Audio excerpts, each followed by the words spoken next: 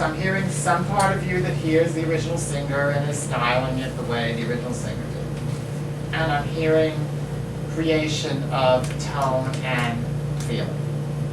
What's it like to just look at the person and see how it comes out? So you see, and we even have things like, well, that this song is supposed to be big and pushed and angry or whatever it is. All of those things have to be built into the circumstance. Right. You can't consciously do them. And so again, what you find is, and we find this often, we find it in life too, that we do not behave in circumstances as we think we would behave. That a circumstance in which we're very angry, we find ourselves not yelling. We find ourselves just being it. So what is it like? Do you know what your circumstance is and who you're talking to? Yeah. Look at them and just talk. Why do you stare? Now you're giving me a bunch of this. What happens when you just say, why do you stare? Why do you stare? Why do... What fixes in you when you start to sing? I don't know. Is it about singing or is it about... There's something Probably that it's like... about singing. Right. So what is your thought? Is it that your voice needs to be produced? I guess. What if it doesn't? What if your voice is going to come out, the circumstance is going to make your voice sing, not you? Why do you stare? Do you think that I care? You've been misled by the thoughts in your head. Your words waste and decay. Nothing you say reaches my ears anywhere. Did you notice how the first two lines you understood what he was saying? Now then you decided that waste and decay had to be said angrily. You had to push something in there, and so we stopped listening. Yeah. Could you feel yourself do that? Yeah. Right, now why do that? I don't know. It's just a matter of unlearning techniques I've used for years. And what are those techniques? Well, more kind of intuitively putting stuff in that probably shouldn't be put in. Right, so what we're saying is we don't put anything in Right. because you are much more interesting than anything you can put in. So in other words, you're deciding, see, we don't hear the words, your words waste and decay, nothing you say. See, there are any number of ways in which someone could say that. Someone could say, why do you stare? Do you think that I care? Your words just waste and decay on me. I don't even respond to them. See, by pushing that, you're not saying your words waste and decay. You're saying, I am hearing every word, and it's pushing me to do something. Yeah. So you're not actually getting what you're saying across. You're belying what you're saying. Right. So say it to say it. Why do you stare? Do you think that I care? You've been misled by the thoughts in your head. Your words waste and decay. Nothing you say reaches my ears anyway. You never spoke a word. What if you didn't push that button? You never spoke a word. No, but you see, what you're doing is, what I'm hearing is, you're flat. Because you have the thought, this is too high. And so your voice is putting it, not where those notes are sung, it's putting it into it. There's a, you never spoke! You never spoke! You, hear it. You never spoke! There's still a reach. Yeah, there's definitely a reach. Right. What do you have to risk if you don't reach? Going flat. That it won't come out. You never spoke! But you see, you are not hearing it. You are saying, this is too high. Let me see if it comes out. You're pushing something. I'm not hearing myself, I'm hearing Greg Lake. How do we not hear Greg Lake? See, because we are hearing nothing if you hear Greg Lake. We're seeing, I don't know what we're hearing. Yeah. How do you hear? How did you hear? You never spoke! You never spoke! Now, I don't think you're talking about me, which means that you're doing something. Yeah. Here, you never spoke! You never spoke! Not never, but you, how do you hear it? You never spoke! Now, you're still placing it because Ver didn't come out, because you didn't let, you went, you never! I suppose, you never spoke! I have no idea how my voice is going to sing that. I just know what I want to hear. I'm 100% concentrated on what I want to hear. How the voice does it is its business. You never spoke. You're gripping for it. How do you stay in your mind? Don't hold it with your mouth. Hold it with your mind.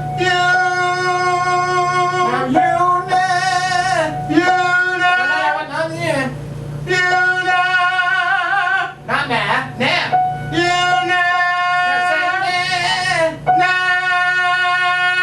Right. Now, do you want it that bright? Yeah. Right. Hear it that way. Say you never. Now, you're thinking you have to do something. You say you. You never spoke. You hold up. You're going, yeah, never spoke because you think you have to do something. You. Say you. Now say you. Take a chance that it won't come out. Your mind is running 100% of it. Yeah, now it's time to go to the right place. No, but you're trying to make it go with your eyes. Your eyes do not make your voice go up. Your mind. No, don't just go past it. Here, you never spoke. Really consciously hear those 4 notes. Spoke. Verb. Good. Go ahead. Slowly.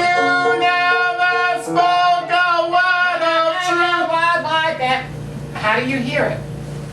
What does it take to hear it? You never spoke a word of truth. I have no idea how my voice is singing that. No, you're trying to trumpet it.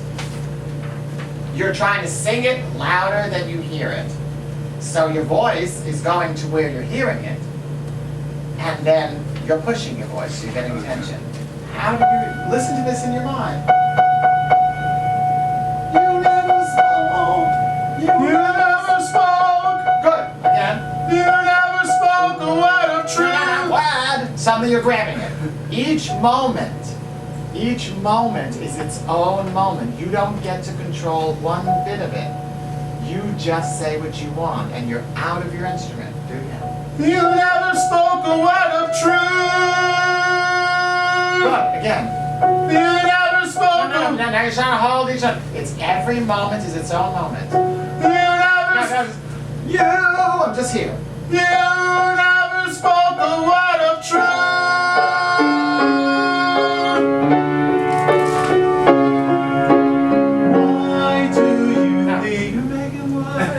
Say why. Say why. Why? Yeah. Why do? No, don't push why. Just ask why. Why do you think I believe what you said? Few of your words ever enter my head. I'm tired of hypocrite freaks with tongues in their cheeks, turning their eyes as they speak. Hear it. They make me. Well, yeah, because everything is saying it's too high. If you dare to think it's not too high, you're afraid you'll miss it. If you dare to think that there's not opposition, what would you have to feel if there was no opposition to you? What would you have to feel if nothing was in your way? Feel very different. What would it feel like? Now, there's nothing in your way. There's nothing preventing that note. Except you. I don't feel like I have to overshoot. What? I feel like I have to overshoot because there's not the attention I expect. Why would you have to overshoot? Why would you not just not shoot? I guess I feel like I have to push past something, and if there's nothing to push past, then I go too far. Why is that?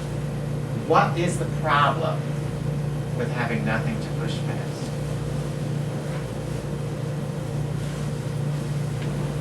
I guess because I expect resistance. Right, and so you expect resistance and then you discover that there isn't any. What is the problem with there not being any resistance?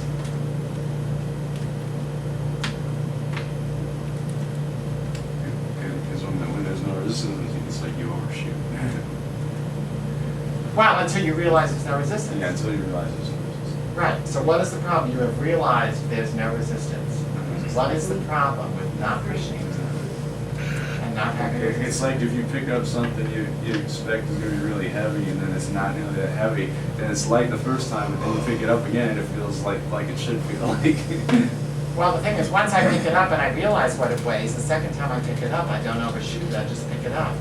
But there's something going on in you that you cannot allow there to be no resistance. I guess it's that fist stuff thing again. Yes. There is a great discomfort for you, a great pain for you, I would imagine, in having no resistance. If there's no resistance, you have to feel your pain. And so you're generating resistance to not feel your pain. And all the resistance does is point you back towards your pain, which you then don't want to feel. So you create more resistance. So in order to sing They Make Me Sick and Tired without pushing, you have to feel great pain. You have to feel great discomfort. Let's see if you can feel that. They make me sick and tired.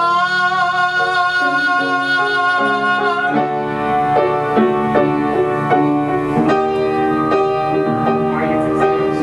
Are you confused to the point in your mind, or you're blind? Can't you see you're wrong? Won't you refuse to be used, even though I can see you're wrong?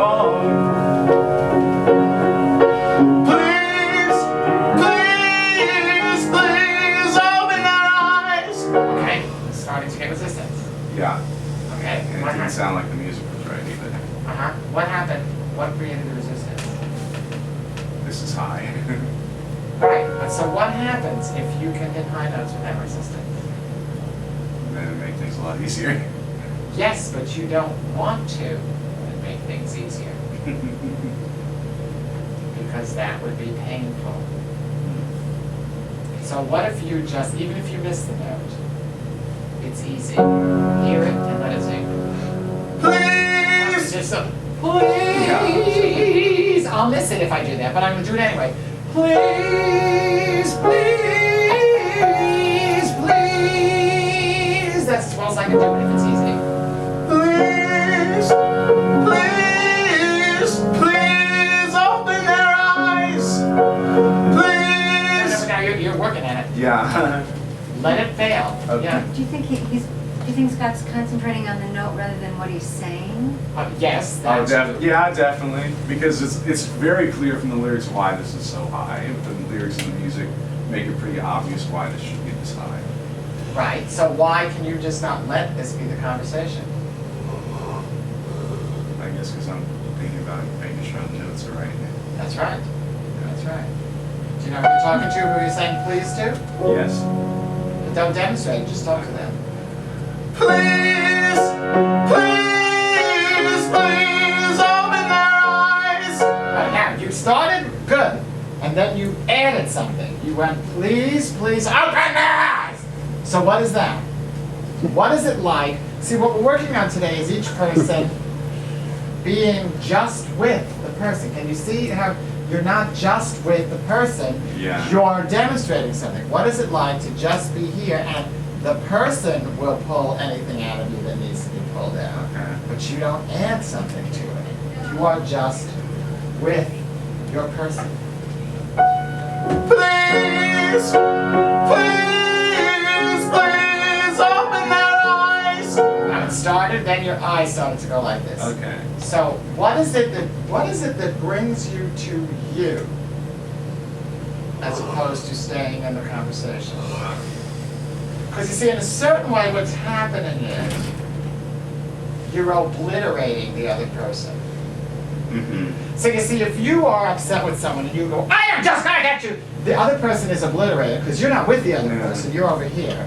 And the Because other it feels like person just I goes want. on It feels like I want to obliterate the other person. But you're saying, But of yes. course, if you want to obliterate the other person, there's not really a need for a conversation. You That's fly right. gun. That's right. So what's happening is you want to obliterate the other person because you don't want to be in the conversation, because the conversation would be too painful. Because you feel your pain in the conversation. Yeah. So you want to just obliterate them and have them disappear and evaporate, which is in fact what they get and what they do. So then what you get is a wall of resistance. You get, I'm not talking to that asshole. Yeah. Because he's not talking to me. Mhm. He's over there in his world, just, and so you're not in a conversation. So what is it like to be in this conversation? So Robert, stand up right in front of him and say please to Robert, and try not to blow him out of the room. Door in bed. Yes. Please open their eyes. Okay, how much of it was there, Robert, and how much of it was sort of behind the wall? Toward the end, there was kind of a. That's right, and you notice that toward the end, you suddenly I think weren't I was being- making an effort to not blast him out because he was closer to me. But notice that you weren't being asked to open your eyes at the end. You were seeing somebody contorting Making an effort. themselves. Yeah. How do you ask him, please open their eyes? Please open their eyes. Okay, now, almost. The end suddenly got placed. Yeah. So you see, it is you who are backing away from the conversation. And that's what we're all working on. Yeah. Because you're feeling something that you don't want to feel. But the trouble is, the result you get when you don't feel is what we see is somebody not saying words that we understand, but obliterating us. Yeah. And so we don't, not even on purpose. If we're present, we just go away. Yeah, the image that I have is, in those old-fashioned cartoons when whoever is, some gap